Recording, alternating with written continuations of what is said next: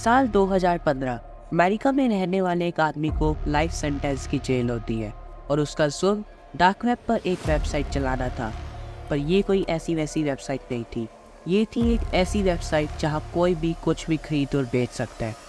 मतलब कुछ भी, जैसे ड्रग्स, वेपन्स एंड और भी इलीगल चीज़ें। और कोई भी चीज़ खरीदने के लिए आपको पेमेंट बिटकॉइन में करनी पड़ती थी, क्योंकि बिटकॉइन को ट्रेस करना लगभग नामुमकिन है।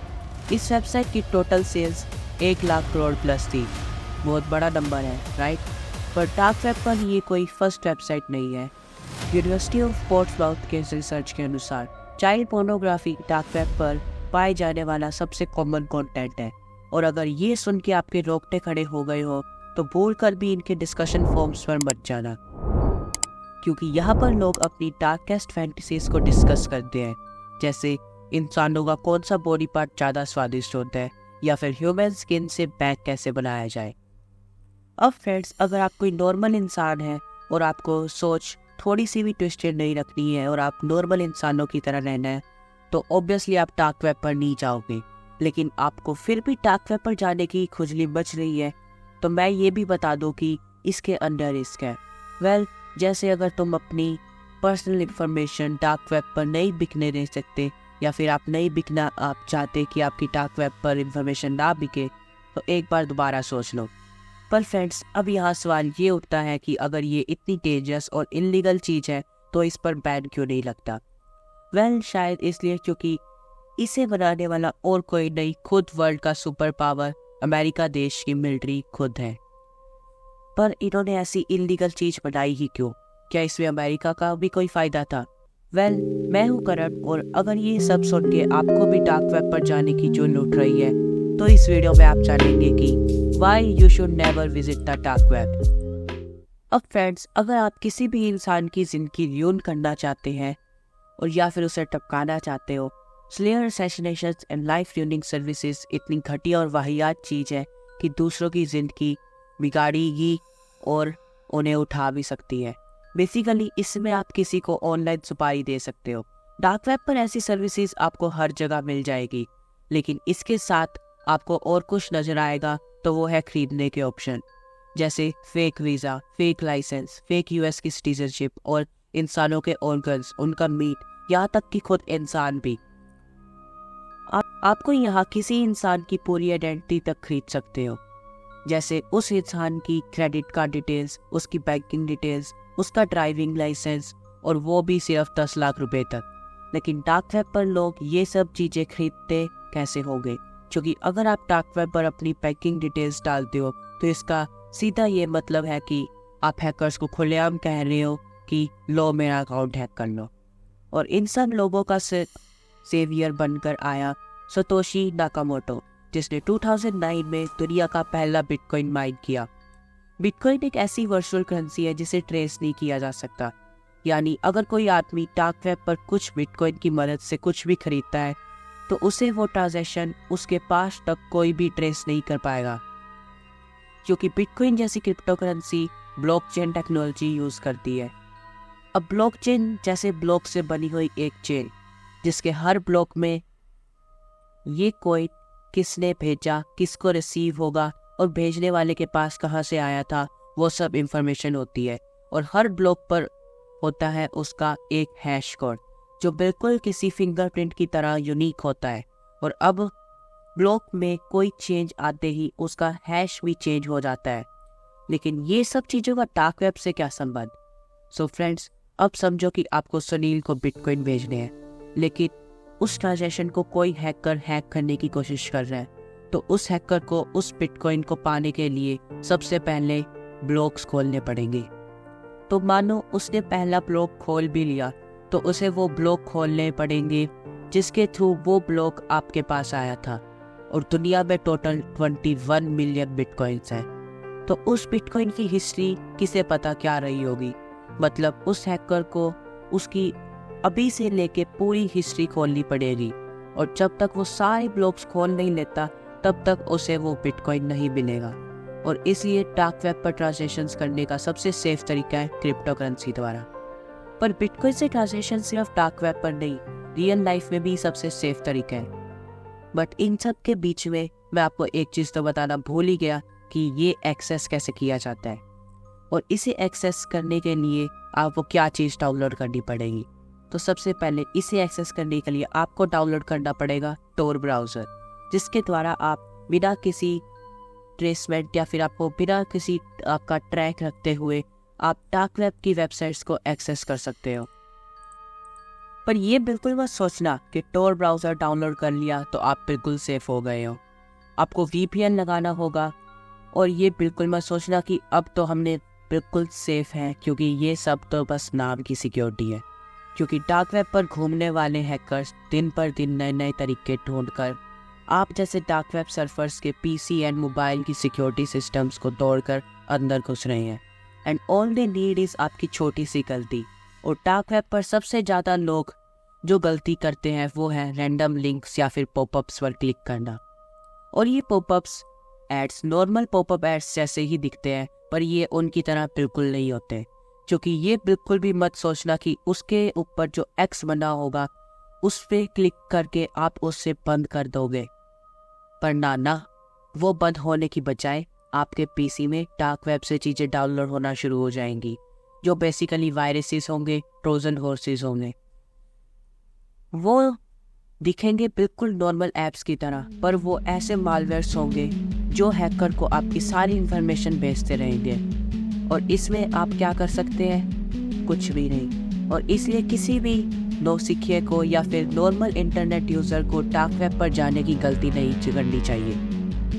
एक मिनट, ये क्या मैं सुन रहा हूँ? आपको अभी भी रिस्क लेकर डार्क वेब पर जाना है। लेकिन अगर मैं कहूँ कि अगर आप एक बार डार्क वेब के जंगल में फंस गए तो वहाँ से बाहर भी नहीं निकल पाओगे। वेल, होता क्या है ना कि first time dark web surfers वहाँ के हैकर्स के चंगुल में फंस जाते हैं और खुद के पर्सनल इंफॉर्मेशन को सेक्रीफाइस कर बैठते हैं। लेकिन हर बार तो ऐसे ही नहीं फंसोगे डार्क वेब के जाल में। कभी कभार डार्क वेब बंद करने के बावजूद भी आप वहाँ पर देखी हुई चीज़ें के कारण आप वहाँ से बाहर नहीं निकल पाओगे। क्योंकि कभी कभी आप डार्क वेब पर ऐसी वीडियोस देख लेते हैं जो आपकी रातों की नींद छीन लेते हैं। जैसे रेड रम, जिसका उल्टा होता है मर्डर, जिसे देखने के लिए बड़ी तादाद में लोग आते हैं और वह पैसे देकर कह सकते हैं कि उस इंसान को कैसे टॉर्चर करना है। कोई कहता है कि 10,000 लो और उसके सारे नाखून उखाड़ दो। कोई कहता है कि 15,000 लो और उसके एक एक बाल उखाड़ दो। और इसके बीच अगर किसी ने उसको मारने के पैसे दे दिए तो उससे मार भी दिया जाएगा। पर डार्क वेब पर रेड रूम्स मिलना बहुत मुश्किल होता है। और कहते हैं तो ये भी कि उसकी इनविटेशन लिंक आपके पास खुद आएगा और उसको एंटर करने के लिए आपको बिटकॉइंस पे पेमेंट करनी पड़ेगी। पर फ्रेंड्स, अब आपके मन में ये सवाल आ रहा होगा कि डार्क वेब को बनाने का मकसद यही था कि यहाँ लोग सारे इलीगल काम निश्चिंतता से कर सके। तो बेसिकली इंटरनेट एक पानी में डूबा हुआ एक आइसबर्ग या फिर बर्फ के पहाड़ की तरह है, और जो इंटरनेट हम यूज़ करते हैं वो आइसबर्ग का सिर्फ 10% ही है, और उसे कहते हैं सरफेस वेब। और पानी के नीचे वाले के सारे हिस्से को कहते हैं डीप वेब, जहाँ वो सारी चीज़ें मिलती हैं जो कंपनीज और गवर्नमेंट सरफेस वेब पर नहीं रख सकती, जैसे कि मेडिकल रिकॉर्ड्स, कंपनी के फाइनेंशियल और लीगल डिटेल्स, गवर्नमेंट का डाटा एटसेट्रा। और डीप वेब का एक छोटा सा हिस्सा है डार्क वेब, यानी डार्क वेब को किसी ने बनाया नहीं है, बल्कि वो जब से इंटरनेट है तब से एग्जिस्ट करता आ रहा है। और फिर 1990s के दौरान अर्पनेट, जिसकी फुल फॉर्म है advance research project agency network, और US मिलिट्री ने मिलकर टोर ब्राउज़र बनाया, जो बेसिकली ऐसा ब्राउज़र था जो अपने यूज़र्स को डार्क वेब एक्सप्लोर करते वक्त एनोनिमस रखता है। और वहाँ पर यूज़र्स अपनी खुद की वेबसाइट्स बना सकते हैं जो .com या .in से नहीं बल्कि .onion से ख़त्म होती हैं। और वो सारी वेबसाइट्स अननोन रहते हैं, और वो सारी वेबसाइट्स को आप सिर्फ टोर ब्राउज़र से एक्सेस कर सकते हो। पर US ने इसे कोई इलीगल काम के लिए नहीं बनाया था, बल्कि वो तो ऐसा स्पेस चाहते थे जहां वो अपनी कम्युनिकेशन बिना कोई इंटरफेयर्स या फिर बिना इस डर से करना चाहते थे कि कोई उनकी वेबसाइट हैक कर लेगा। और साथ ही जो अमेरिकन स्पाई दूसरी कंट्रीज में थे वो सब भी बिना अपनी लोकेशन रिवील किए यूएस से बात कर सकते थे। पर 2004 में टोर को पब्लिक कर दिया गया, ये कहकर कि हर किसी के पास अपना प्राइवेसी को प्रोटेक्ट करने का खुद का राइट है और जो जर्नलिस्ट कम्युनिकेशन कन्वर्सेशन देशों में रहते हैं वो यहाँ पर बिना किसी डर का अपने व्यूज़ शेयर कर सकते हैं। पर टोर को पब्लिक करने का असल रीज़न ये नहीं था कि सबके पास अपना राइट है, बल्कि ये तो इसलिए किया गया था कि टोर पर ज़्यादा हज़ारों वेबसाइट्स होंगे तो ये उनके लिए ही अच्छा होगा, क्योंकि अगर वो अकेले ही डार्क वेब पर अपनी वेबसाइट्स पर कम्युनिकेशन करेंगे तो अगर वो किसी हैकर के हाथ लग गई तो उनकी टाई फिस हो जाएगी। और अगर टोर पर हज़ारों वेबसाइट्स होंगी तो अगर किसी हैकर के हाथ वो वेबसाइट लग भी गई तो वो यही सोचेगा कि ये वेबसाइट असली भी है या नहीं। पर उनको खुद को भी ये नहीं पता था कि आगे चलकर डार्क वेब इतना खतरनाक हो जाएगा, क्योंकि एनोनिमिटी मिलते ही ये ड्रग सेलर्स, ट्रैफिकर्स, हिटमैन सबका अड्डा बन गया। अब भले मोटिव्स या रीजंस कुछ भी नहीं हो, पर अब डार्क वेब का 90% हिस्सा इलीगल चीज़ों से भरा हुआ है। डार्क वेब एक बुरी जगह है, पर फिर भी पुलिस को बड़े बड़े क्रिमिनल्स एंड ड्रग डीलर्स को पकड़ने में मदद करता है, क्योंकि पुलिस खुद भी एनोनिमस बनकर अपनी आइडेंटिटी छुपाकर इसमें घुसती है। और कई देशों ने तो अपनी खुद की टास्क फोर्सेस बना दी है जो 24/7 अंडरकवर रहकर डार्क वेब को मॉनिटर करते हैं और किसी तरह वो वीडियोस के और ऐसे कंटेंट को रीच करने वाले लोगों को पकड़ते हैं। और इसी तरह से उन्हें 2021 में massive global dark web takedown में 197 लोगों को अरेस्ट किया था।